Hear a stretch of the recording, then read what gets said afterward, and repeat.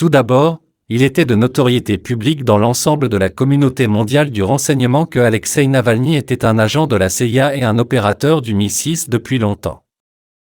Tout indique un assassinat stratégiquement programmé de l'agent CIA transparent et opérateur du MI6, Alexeï Navalny, dans une prison russe par des agents occidentaux. Maintenant que vous avez entendu l'indignation feinte de l'Ouest, regardons les informations qu'ils vous ont cachées. Navalny est un terroriste. Il a été pris en train de planifier une révolution de couleur pour renverser la Russie avec le MI6. Il n'est pas opposition politique. Il est un agent de renseignement étranger. Un espion. Ci-dessous, vous pouvez voir Navalny discuter de la planification de manifestations de masse, d'initiatives civiles, de propagande, d'établissement de contact avec les élites, avec l'agent britannique du MI6, James William Thomas Ford, via le financement de milliardaires riches non nommés. Navalny était le porte-parole de l'Occident pour prendre le contrôle de la Russie de l'intérieur. Le même livre de jeu exact qu'ils ont utilisé pour prendre le contrôle de l'Ukraine. Navalny était un atout de l'État profond, et il était traité comme tel. En tant qu'acteur étranger hostile cherchant à renverser une nation souveraine, au nom de l'Occident. Trahison et sédition. Alors épargnez-moi avec l'indignation feinte de l'Ouest et le grincement de dents, comme si Poutine emprisonnait et assassinait injustement des opposants politiques, alors que la chasse aux sorcières de Trump en est à sa 8e année, et alors que Julian Assange est toujours torturé en prison. Biden et les MSM essaient déjà de tirer parti de cette situation pour contraindre les Américains à envoyer plus d'argent en Ukraine. Tout est un canular, tout comme tout ce qu'ils font. Deuxièmement, il était également largement compris que Navalny avait été à la fois soudoyé et blackmaillé pour entreprendre ces nombreuses missions traîtres visant à renverser le gouvernement russe dirigé par le président Vladimir Poutine. Troisièmement, il était clair, pour de nombreux professionnels du renseignement qui ont interagi avec Navalny, qu'il était aussi un agent profondément contrôlé par l'esprit des États-Unis, UK qui avait été programmé pour risquer même sa propre mort au service de ses maîtres occidentaux. En un mot, il n'y a pas d'autre précédent ou parallèle dans la société russe pour la sédition flagrante que le leader de l'opposition russe Alexeï Navalny était prêt à perpétrer en plein jour. Il ne montrait aucune inquiétude que toute l'officialité russe était parfaitement consciente de son véritable statut de traître effronté et sans vergogne à la mère patrie. Avec cette compréhension correcte, il ne devrait pas être surprenant que Navalny ait été tout juste discrètement assassiné par ces manipulateurs occidentaux qui avaient accès à la prison de haute sécurité dans le nord de la Russie où il était incarcéré pour de multiples crimes avérés contre l'État. Bien sûr, comme toujours en ce qui concerne un pseudo mondial mené contre la Russie de Poutine, cet assassinat a été habilement perpétré peu de temps après que l'interview de Poutine avec Tucker a été diffusée le soir du 8 février. Les néoconservateurs extrémistes ne cesseront jamais leur campagne de vengeance contre Poutine pour cette interview, qui a déjà plus de 203 millions de vues. La meilleure façon pour les ennemis de Poutine de porter un grand coup à sa réputation rapidement grandissante en tant que grand dirigeant de la Fédération de Russie était de mettre fin à la très haute figure de Proust, leader de l'opposition russe, avocat, activiste anticorruption et prisonnier politique, qui a été fréquemment célébré comme l'espoir futur de la Russie par l'axe-anglo américain rapidement russophobe. Puis il y a la conférence de sécurité de Munich en cours, où la femme de Navalny s'exprimait.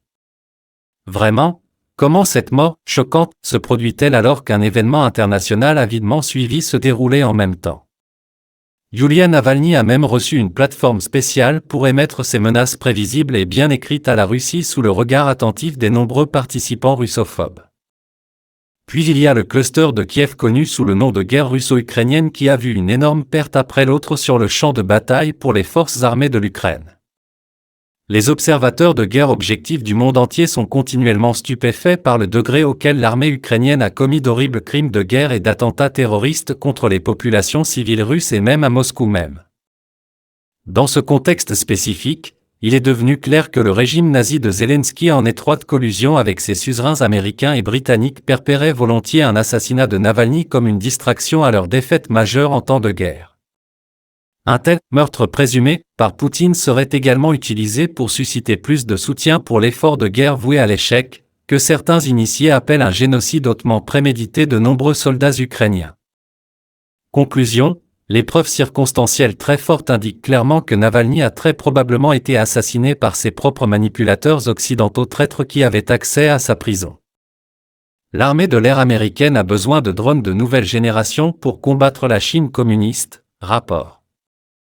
L'armée de l'air américaine doit jumeler ses avions de combat pilotés avec des drones de nouvelle génération, connus sous le nom d'aéronefs de combat collaboratif, ACC, pour obtenir la supériorité aérienne nécessaire dans une guerre contre le régime communiste chinois, selon un rapport récent du Mitchell Institute for Aerospace Studies de Washington.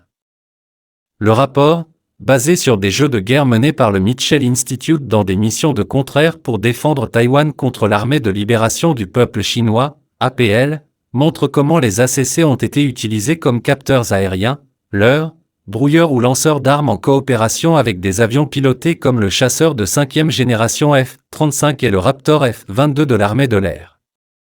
Le Pentagone a caractérisé la Chine comme son défi principal face à la modernisation rapide de son armée. Selon un rapport de 2023 du département de la Défense, DoD, l'armée de l'air de l'APL et l'aviation de la marine de l'APL disposaient d'environ 2400 avions de combat, et la Chine deviendra probablement une force de 4e génération majoritaire dans les prochaines années.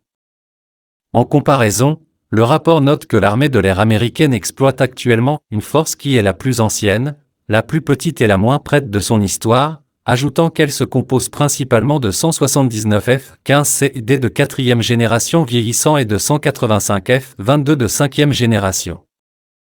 Les tendances du budget de la défense nous disent qu'il est tout simplement déraisonnable de supposer que l'armée de l'air, ou le DoD en général, pourra bientôt égaler l'APL avion pour avion, arme pour arme, navire pour navire, etc., a déclaré Marc Ginzinger, colonel à la retraite de l'armée de l'air qui dirige les concepts futurs et les évaluations des capacités au Mitchell Institute, et l'un des auteurs du rapport, lors de l'événement de lancement du rapport le 6 février.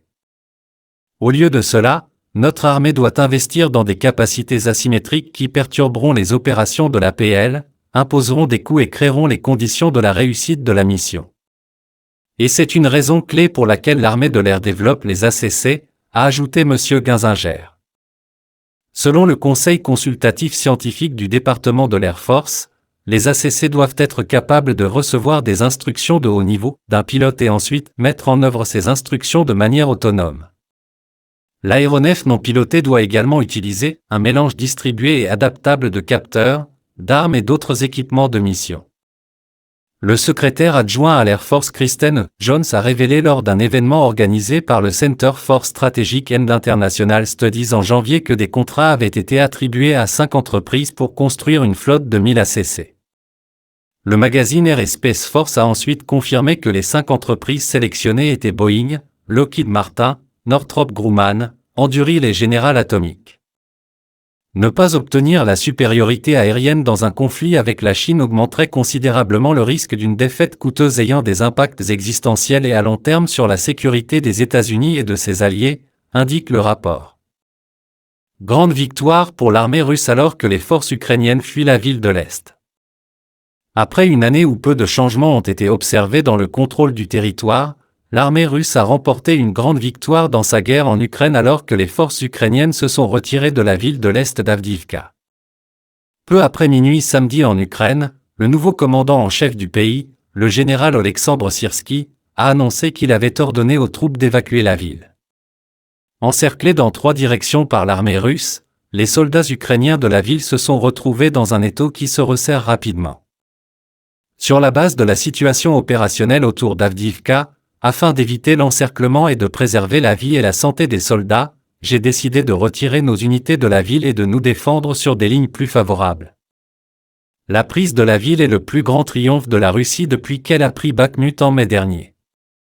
Située à 9 miles au nord-ouest de la ville de Donetsk tenue par la Russie, Avdiivka était brièvement contrôlée par les séparatistes pro-russes en 2014 avant que l'Ukraine ne reprenne la ville, qui comptait une population de 32 000 habitants avant la guerre.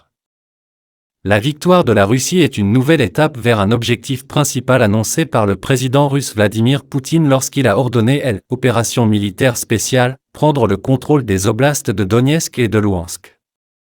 Ensemble, les 2 territoires forment la région du Donbass, fortement industrialisée et riche en charbon, qui a une population majoritairement russophone. La Russie a depuis élargi ses objectifs territoriaux et a pris de vastes étendues des oblasts de Zaporizhia et de Kherson, formant ainsi un pont terrestre vers la Crimée, annexée par la Russie en 2014. L'Ukraine a déployé l'une de ses 2 brigades d'assaut spécialisées, la 3e brigade d'assaut, pour aider à couvrir le retrait. Oleksandr Tarnavski, qui dirige les forces ukrainiennes opérant dans le sud-est de l'Ukraine, a décrit le scénario sombre auquel ses troupes étaient confrontées à Avdiivka, qu'il a qualifié de zone la plus chaude le long de toute la ligne de front de 600 miles. Dans une situation de champ de bataille difficile, quand il ne reste que des ruines et un tas de briques brisées de la fortification, notre priorité est de sauver la vie des soldats. L'ennemi lance des attaques massives à la bombe jour et nuit, et n'arrête pas d'attaquer simultanément de plusieurs directions. Il a décrit la Russie comme pratiquement effaçant la ville de la surface de la Terre. La chute d'Avdiivka est survenue un jour après que le président Biden a tenté d'utiliser la mort du dissident russe Alexeï Navalny pour faire pression sur le Congrès pour qu'il injecte des milliards de dollars supplémentaires dans la guerre en Ukraine. L'histoire regarde la Chambre des représentants, a déclaré Biden. L'échec à soutenir l'Ukraine en ce moment ne sera jamais oublié, le temps presse, et cela doit se faire, nous devons aider maintenant. Puis encore une fois, peut-être est-il temps d'arrêter de promouvoir la fiction que l'Ukraine a quelque espoir d'expulser la Russie des 20% environ du pays qu'elle a capturé, et de commencer sérieusement à rechercher un règlement qui rétablisse la paix et mette fin à une guerre par procuration qui a coûté d'innombrables vies tout en ne bénéficiant qu'au complexe militaro-industriel.